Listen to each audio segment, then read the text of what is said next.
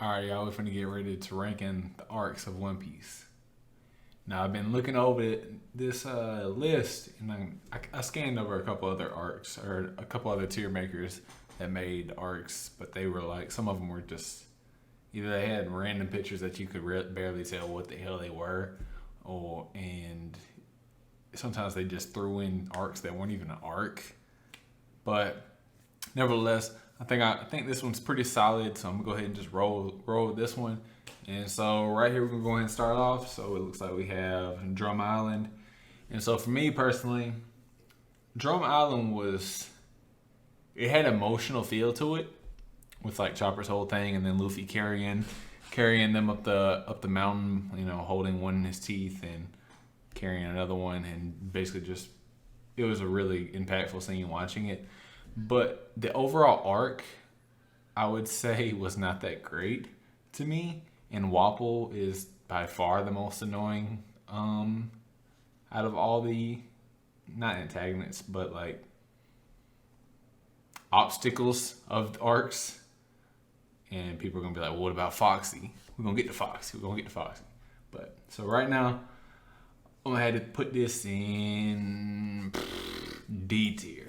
And so, for the sake of explaining like how these rankings go, I think all of One Piece is great, but it's not gonna make it real criticism if I put like half of the damn arcs in S, and then the other half in A, and then like one or two in B.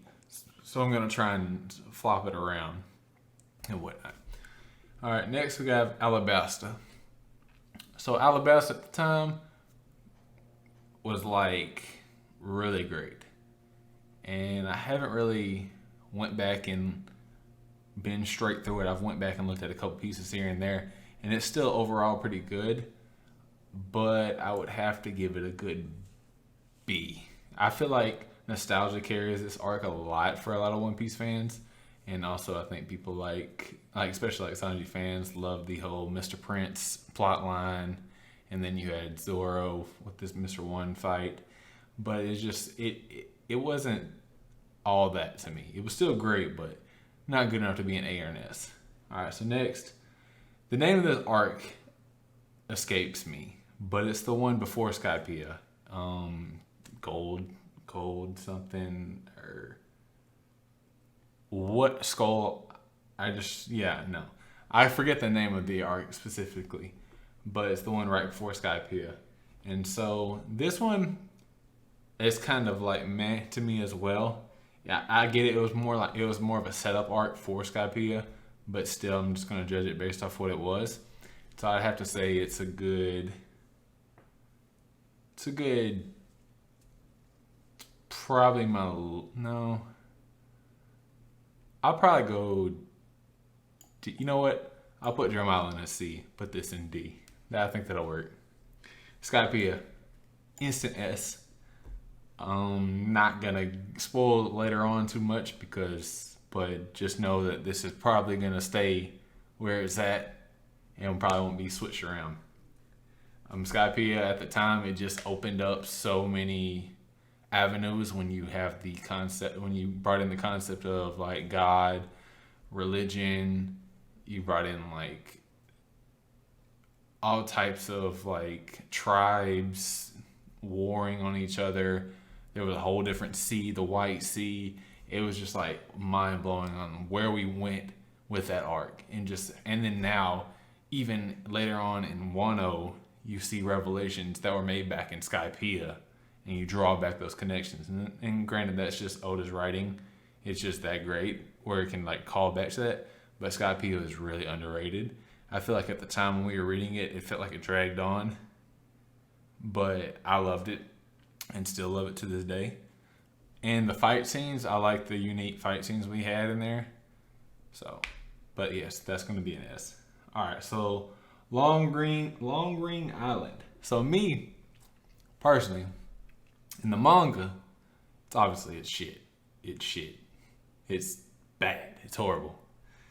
But in the anime, I actually found it entertaining.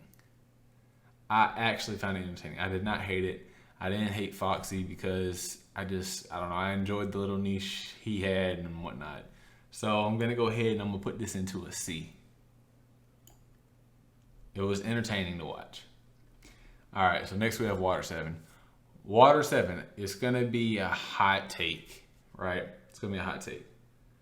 But so Water 7 is gonna be a B. Top of the B right now. I love the kind of exploration of the city and whatnot, and then like, you know, seeing the different how society works and how this island literally is a ship, so to speak, and it has the water flowing out of it and whatnot. And the fact that we come under we get revealed to us the mystery of Robin and finding out CP9, stuff like that. It was just like I actually felt on the edge of my seat a lot of the times when I watched this arc. And now that I'm talking about it, I'm gonna go ahead and throw this on an A.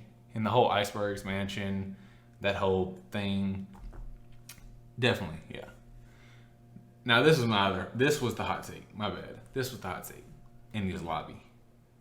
Enies lobby was great on the feels. It was great. I want to live. Probably one of the top things to ever be like witnessed in One Piece. But it's gonna be top of B for me. That's just me personally. And then people also hype up Luffy and Lucci's fight. Hype wise, sure, but I didn't like it because I've never liked Lucci as a character. Lucci never was appealing to me as a character. Kaku was way more appealing, but Lucci was just not appealing to me as the main antagonist. He was not appealing at all. So return to Water 7. This, obviously, I'm big on lore, so I'm actually going to put this above Water 7. Because we get the revelation of Yonkos, we get the revelation of Luffy's dad. You know, you see some of the aftermaths of what Luffy just did. And it just like it opened up the horizon for One Piece's universe, and like the world building became a lot bigger, and you start to realize like, all right, cool. So these actions Luffy are doing, because in East Blue, these actions like they made sometimes you saw like a little point where like they talked about Straw Hat Luffy in the East, but it didn't feel like it was like the stuff he was doing was making a huge impact, and now he attacked basically a world government island, one of the 3 islands, 3 powers or whatever, and that made a big deal, big splash. So it was great to see that. So next, we got Thriller Bark. All right, so Thriller Bark, Zombie Luffy. I liked the risk Oda took with this arc because he tried something a lot different than he's ever tried in any other arc. The whole Frankenstein thing and the horror in the night and whatnot, but I don't feel like it captured the audience the way it needed to. A lot of people just look at Thriller Bark as just an art just to get through. They don't really, think about it too much. I do like the mysteries, like you've seen, like at the end of Thriller Bark. You have the silhouettes of the giant shadows out there in the sea, and you want to know who they are. And to this day, people still don't know what they are, but it's just like, it was very mysterious, and it was a cool concept, and the whole zombies thing. But Moria lacked as a main antagonist. At times, he could be not charismatic, but enthusiastic, I guess, how you want to say. But he just wasn't. He wasn't it. Just like Lucci, he just wasn't it for me. When you get his backstory later on, you feel bad for the guy. But right now, in Thriller Bark, I wasn't feeling him. So I'm going to have to put this one bottom of C.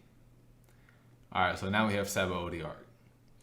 Sabaody is an instant S, merely because, one, we got to, get more insight on the Pirate King and the One Piece and stuff like that. But then we also got to see Luffy punch the celestial dragon, and we see real consequences happen to the crew, and actual like punishment. You know, when you watch that one episode when the whole crew gets wiped out, and literally at the end of the episode it's saying like the whole crew was annihilated, the whole crew was wiped out. You know, same thing when you read it. It's just like it hits you and it's like, wow, like you really felt like it was over. Especially if you're reading it like from like week to week, you're just like, wow, holy shit, you know, that just happened. So like seeing that there was real consequences, because at the time, like it's just like everybody felt like Luffy could just get away with anything. You know, he just punched the celestial dragon. They called in an admiral, and Luffy gonna end up getting away scot free. You know, maybe a couple of bruises here and there, but he's gonna get away. But nah, that didn't happen. So that's why that's an S. And this next one is Romance Dawn, which is basically just the start. I'm gonna put this one in A, bottom of A, merely because it's just the start of the story, and we do get to see, you know, Luffy and Shanks, and it still is like it's the start of a journey, a great journey. So I feel like it's just that alone, it's A. And obviously seeing Luffy at a young age, you know, stick up for his loved ones and whatnot, and that's basically his centerpiece growing for the rest of his life. Next, Amazon Lily. So Amazon Lily was cool, was different. It didn't provide much for me, but I was cool with it. I don't really have too much to say about it. I'll put it below Alabasta and B. Impel Down. Impel Down is a really good one. Impel Down is another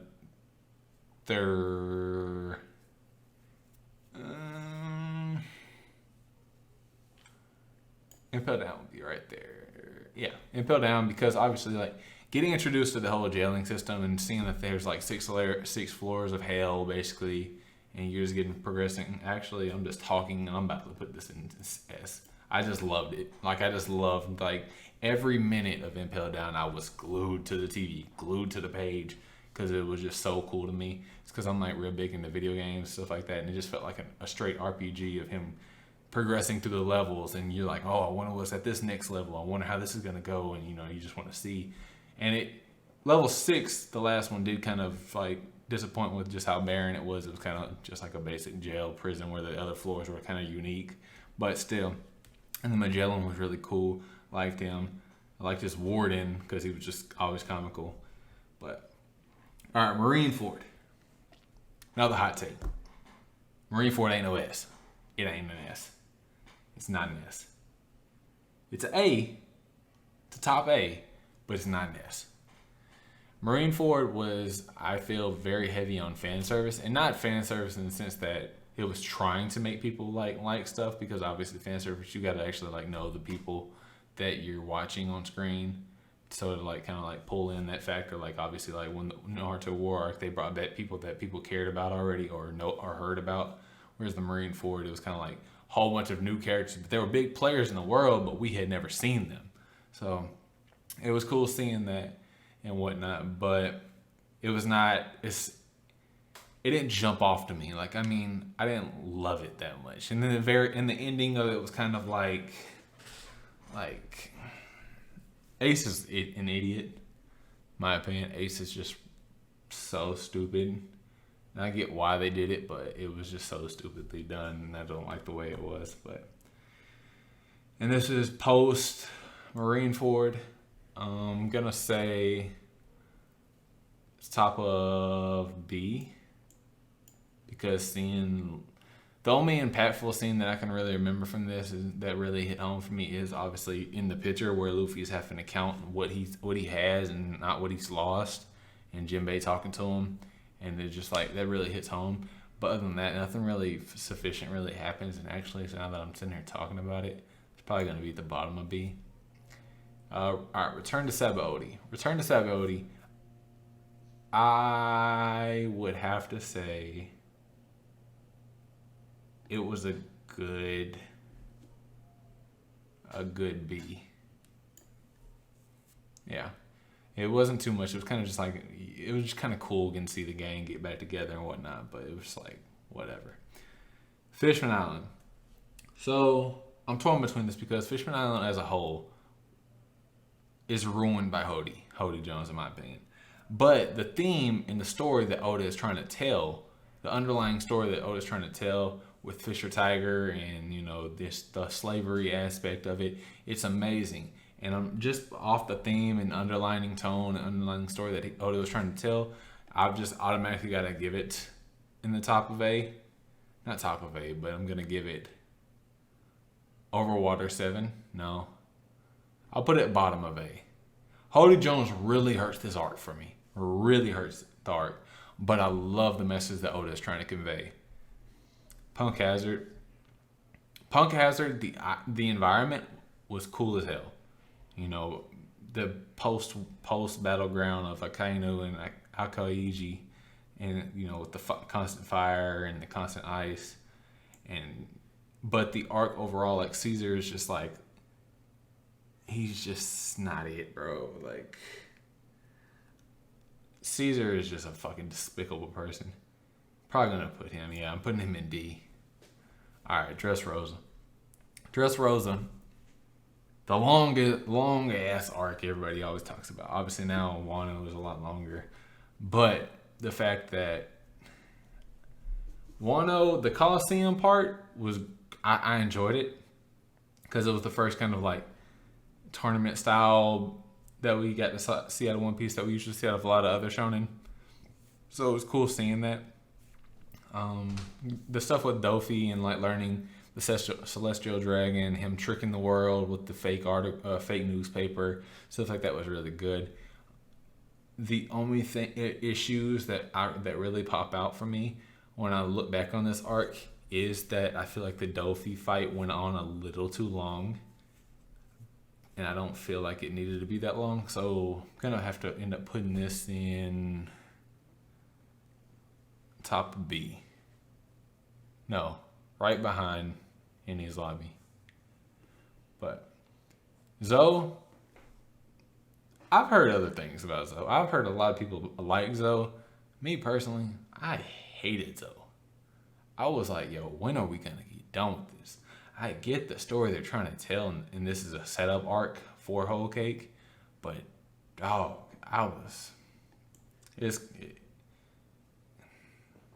just out of respect for it not being in the same tier as Caesar and fucking Spring guy. Damn it, I forgot his name. Bellamy. Yeah, not being in the same tier as Caesar and Bellamy, I'm gonna put at the end of C. Whole Cake Island. The story for Sanji wasn't beautiful. Seeing what Luffy would go to. Obviously, we've seen that with Robin already. We've seen it with Nami. But seeing it with Sanji against the Yonko with the stakes put up higher, it was great. And obviously the Katakuri fight was top notch. The fight with Kaido is obviously the best now, but the second best at the time, or the best at the time before that, was Katakuri. And for sure, that gives it points. But I felt like Big Mom is just not it, bro. Like, it's the same way I felt about Moria, and the same way I felt about Caesar. I'm not gonna put it as a D now, so don't jump the gun. But Big Mom's gonna automatically go to a freaking. I'm gonna respect the fight and put it in the B. I'm not gonna put it in the bottom of B. So next we have Orange Town. So this is one of the earlier arcs, but I do love it because it's very simplistic, but it still gets to the point. And it's just kind of just entertaining. So get a good solid above Amazon, Lily.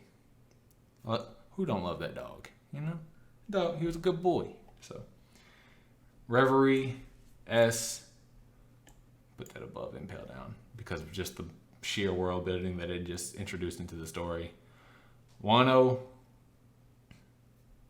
Gonna get flat for it. It's an S.